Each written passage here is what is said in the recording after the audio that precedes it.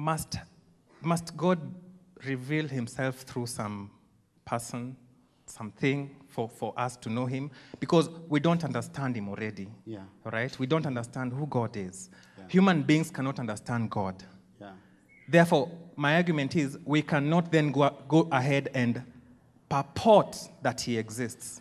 Number two, even the idea of revelation points to an attempt by human beings to explain God, that we can only understand him through a revelation.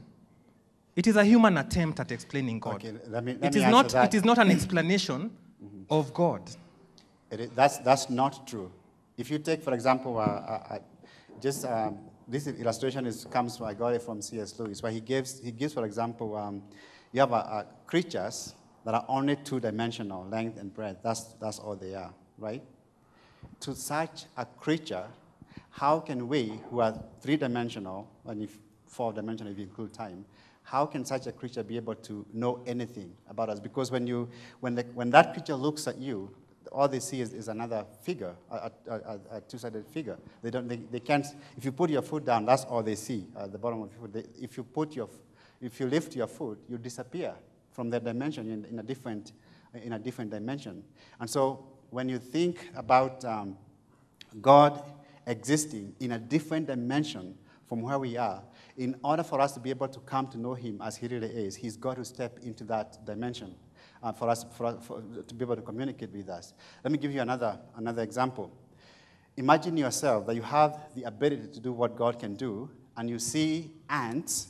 You want to save ants, and you can see them doing something that is destroying them over and over again, and you want to explain to them what is happening.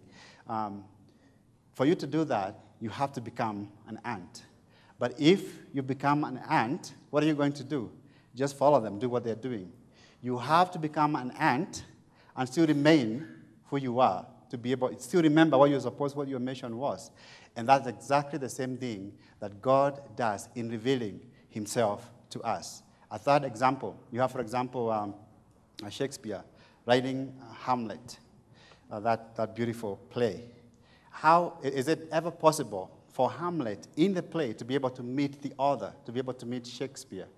The only way Hamlet in the play can be able to meet Shakespeare is if Shakespeare writes himself into the play as one of the characters. And that's what I'm saying God has done in revealing himself to us through the person of Jesus Christ.